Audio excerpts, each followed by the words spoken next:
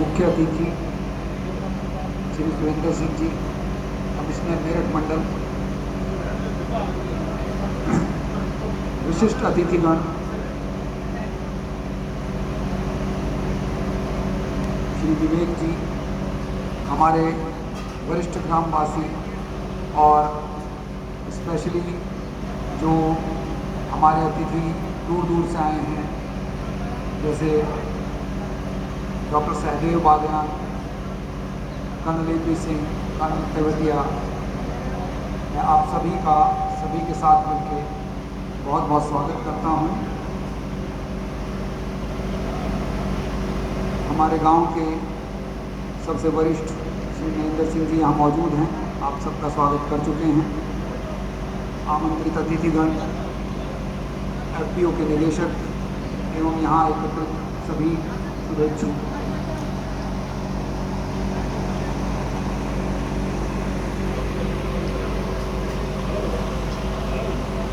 उद्यमेन ही सिद्ध्यन्ति कार्याणि न मनोरथे न ही सुप्तस्य सिंहस्य मुखे प्रविशन्ति मृगा।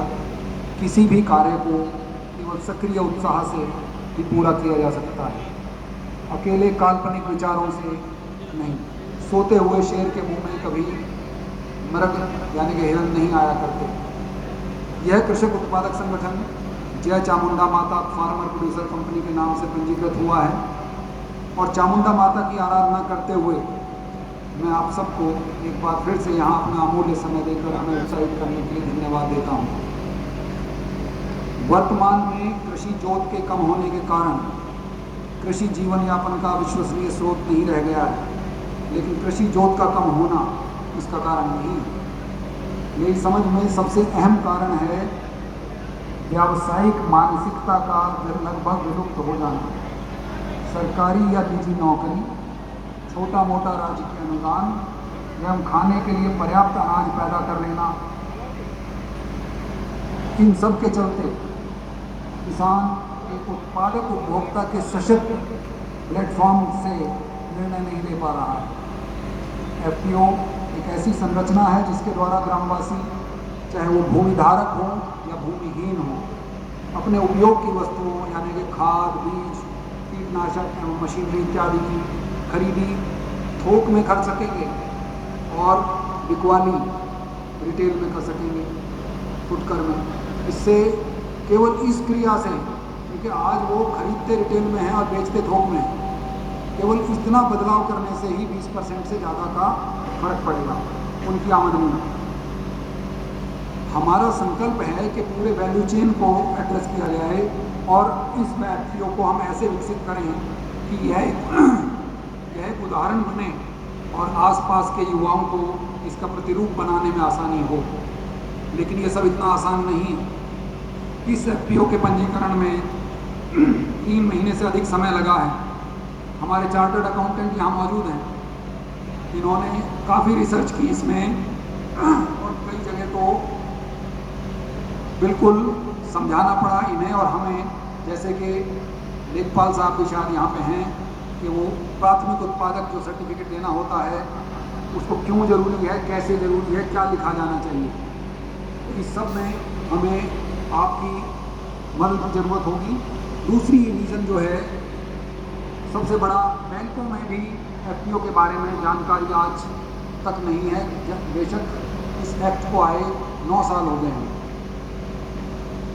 जो सूचना प्रौद्योगिकी का सरकार की तरफ से भी इसमें उपयोग किया गया है वो भी पर्याप्त नहीं है।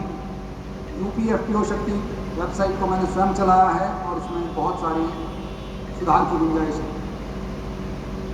जिला स्तर पर वर्तमान में कार्यरत व्यापारियों, यानी कि ये लोग जो व्यापार करने अभी शुरू कर रहे हैं, प्राइवेट लिमिटेड कंपनी बना के, FPO बना के, इन्हें उन लोगों से मिलवाना जरूरी है जो अपनी प्राइवेट लिमिटेड कंपनियां चला रहे हैं।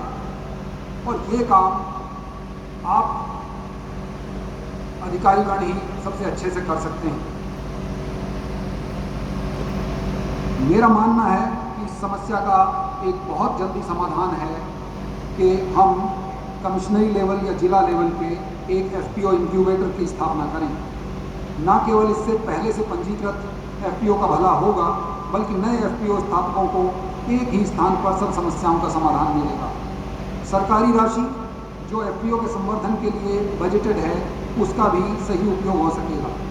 और आज जब उत्तर प्रदेश $1 ट्रिलियन की अर्थव्यवस्था के सपने देख रहा है, तो एफपीओ का महत्व और भी बढ़ जाता है। ध्यान दीजिए, यदि एफपीओ ठीक तरह से काम करेगा तो 3 साल में 7 से 8 करोड़ का बिजनेस कर सकेगा। और हमारे प्रदेश में 1 लाख गांव हैं, और सोचिए अगर हर गांव में कम से कम एक एफपीओ बन जाए, तो एफपीओ के द्वारा ही 7-8 लाख करोड़ का टर्नओवर बन सकता है।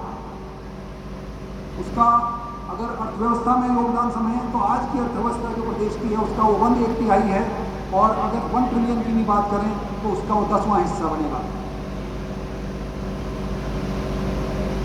जीएसटी कलेक्शन एक बहुत बड़े रूप में आएगा, और सबसे बड़ी बात है कि जो अनौपचारिक रूप से कार्रवाई हो रही है एग्रीकल्चर में, वो सब औपचारिक रूप से बैलेंस शीट के ऊपर होंगी।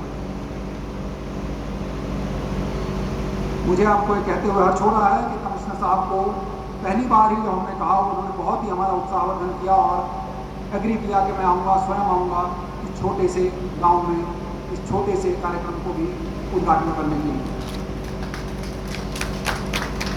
मैं आपका बहुत धन्यवाद देता हूँ। यहाँ मैं ये रेखांकित करना चाहता हूँ कि आप अधिकारियों की कृपा के बिना, कृपा दृष्टि के बिना हमारा कोई भी प्रकल्प सफल नहीं हो पाएगा। अतः आप हमें अपने विचारों में जरूर रखें, और हो सके तो मेरठ कमिश्नरी में एक एफपीओ इंक्यूबेटर सेंटर जरूर बनवाएं, और उसके लिए कोई सहायता हम व्यक्तिगत तौर पे या गांव के तौर पे कर पाएंगे तो हमारा अहोभाग्य होगा। मैं अपने गांव की एफपीओ टीम का भी बहुत आभारी हूँ, जिन्होंने मुझ पर भरोसा करके इतना बड़ा कदम उठाया है। अभी तो खर्चा ही कर रहे हैं।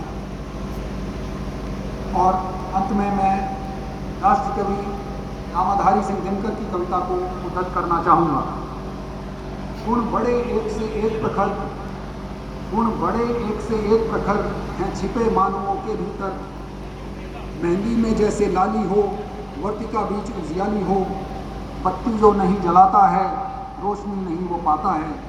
तो हमारा प्रयास तो बत्ती जलाने का है। आपका सहयोग एवं आशीर्वाद अपेक्षित है। आप सभी को बहुत बहुत धन्यवाद।